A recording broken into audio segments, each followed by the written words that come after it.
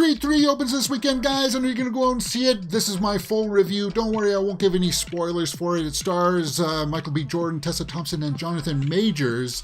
And IMDb has the synopsis up that reads, Adonis has been thriving in both his career and family life, but when a childhood friend and former boxing prodigy resurfaces, the face-off is more than just a fight. Yeah, we've seen that in the trailers, right? The Jonathan Majors is this lifelong friend that had, I guess, gone away in jail for some time, and then he comes out, and then he wants a crack at the title shot, and you thought that they would be like mortal enemies coming out. Like, that's the way that the trailers played it. So I'll give you a little bit of a warning here. Some of the movie doesn't play out exactly the same way that you think that it would, right? Like when Jonathan Majors comes out and starts to show that he has got some other agenda, like we've seen in the trailers, not quite exactly the way that you would think. So if people are expecting Jonathan Majors to be like the big brooding bad guy in this, like a Clubber Lang, no, you're not going to get that. But his performance is good because there's that nuance there that, yeah, they were childhood friends. They do have something going on in the background there that makes it very appealing, and Jonathan Majors is a good actor, so of course he carries that weight and clout to him. The fighting in this, the fight scenes, you'll notice this right off the bat when you watch the opening fight scene. The cinematography is there.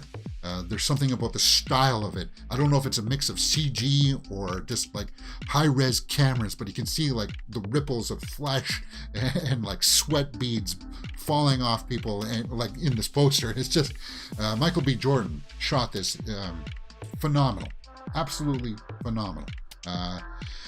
It's a bit long, I would say. It's just under 2 hours, but it moves pretty quickly through the story. It's got some pacing issues, I say, towards the end.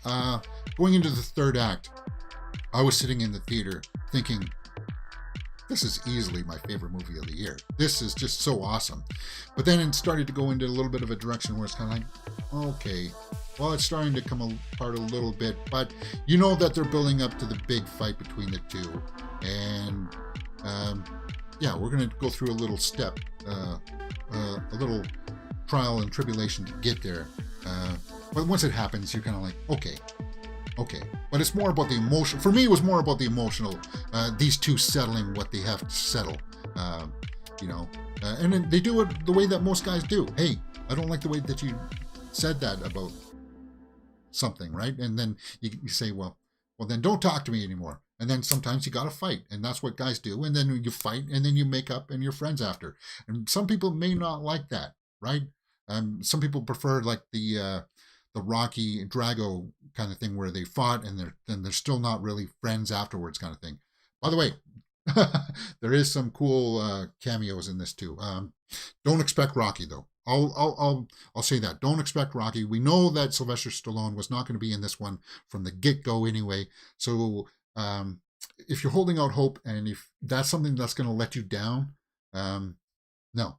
And this movie proves that this Creed series can continue on without Rocky in it, because Michael B. Jordan and Tessa Thompson and the family there. I want to see the next chapter for sure. Let's go over to the tomato meter and see what people are saying. As of 11:20, 86% by the critics, 96% by the audience. So the audience is liking this a lot more than the critics. Expect that to come down a little bit. I'm just going to refresh that page there and see if it comes down just a little bit, see if it changes, because sometimes it does. It's still not even noon hour here on Friday, and most people are not going to go see it until later tonight and Saturday. But for me, I totally recommend it. 87% by the critics. Yeah, so not much change in there. Let's take a look at some of the snapshot reviews and see if I agree with them. ABC News says Michael B. Jordan returns as star and now director to play the boxing champ who comes out of retirement to take on a fierce new contender, a dynamite Jonathan Majors. Even when the overcrowded plot stumbles, this clash of titans is worth cheering. Yeah, it is. It totally is. And yeah, that's a good one. Minneapolis Star Tribune says, I'd call the movie a split decision. It falters occasionally, but in the end, Creed 3 wins. I think it does too. And the ending fight is photographed in a very interesting way. Some very curious choices made by Michael B. Jordan. It doesn't take away from the fight. It doesn't. It's not going to be some weird shaky cam kind of thing where you can't tell what's going on. No, he appreciates wide angle shots on the fights too. So you can see what's happening, right? So he's adopted that into his style. And it makes me excited for him as a director. It totally does. Let's go and take a look at some negative reviews and see if we agree with them. Sadly, all the elements that made the first two films so accessible and engaging are nowhere to be found here. What? Well, what made the first two engaging to you? First of all, I would have to ask you. This story does a good job of setting up what this movie is about. It's about these two guys that have a past, that something happened in the past between them, and then when this guy comes out of jail, he wants his shot at the title. And Creed says that he's going to give it to him. Yeah, the family dynamic in this one, I can't champion enough. Jonathan Majors, when I came out, I was like, that's what I wanted to feel about Jonathan Majors coming out of Ant-Man and the Wasp: Quantumania. Like, that's a performance. That's who I want to see more of. And I hope that we do. I hope that we do, because there's talks out there that, there could be more. Like Michael B. Jordan teases future projects with Creed-verse fan favorites. Because it can't continue, right?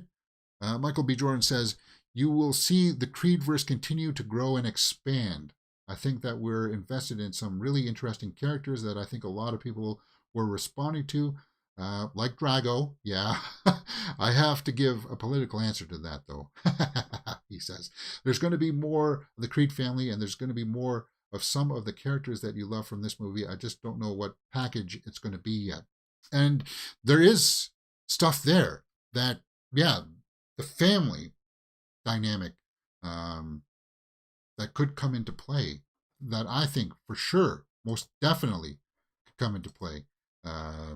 Especially what they were teasing there with the daughter. Yeah, maybe like 10 years from now, when Creed is like fully retired, seeing his daughter try to take up that mantle and maybe deter her away from it. There's something there. There's definitely a story there that could be continued, and I would love to see that story, because Michael B. Jordan, this is phenomenal work. Let's address one last thing here before I wrap things up. Do you need to stick around for a post-credit scene? No, you don't need to. There's no post-credit scene. So when it's wrapped, you can just, talk about it with the people that you've gone to see it with. Creed 3, guys. Really good way to start off March. An hour and 56 minutes. Really great way to start off March. And as I said, it came this close to becoming my favorite movie of the year. And you'll feel that too when you're watching it. Just because you're like, I wanted to see boxing right away. But then you're sucked into the story between Michael B. Jordan and Jonathan Majors, and you're like, you'll be like, wait a minute, 40 minutes went by and we haven't really seen that much boxing. It's like, what? But you're that invested. That's what I'm trying to say. It worked for me. Creed 3, thumbs up in my book. I don't think I would be as generous as some of the audience scores for this, like a 96. What do they got there? 9.5. 8.7 for the critics. I would probably have to give Creed 3 an 8 out of 10. There it is, straight up, guys. What do you think about that? Are you going to go check it out this weekend? It is fun. It's a charge. When you come out of the theater, you'll be like, that was a good experience. And that's what you're going to get with Creed 3. All right, guys, you're watching Mirror Domains. If you like what you've seen, hit that thumbs up button and subscribe. Yeah.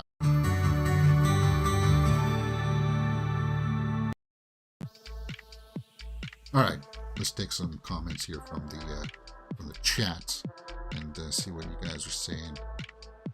Pfeiffer says Creed 3 is energy, high energy, pump it. Yeah, some people are pissed Stallone was not in Creed 3. Yeah, That's what I wanted to address that in my review, just to temper people. I know that some people will say that it's a spoiler that he wasn't in it, or telling people that he is or isn't, because some people they still want to go in there with their fingers crossed, saying that, oh yeah, maybe there'll be like a shot of him or something like that. The only spoiler that I will give you is that Drago's in it. Okay, not the older one, the younger one. So there you go. And he's saying it quite more than I thought. And that's not really spoiling anything. It's not, because it's not the main part of the story. Jonathan Majors, by far,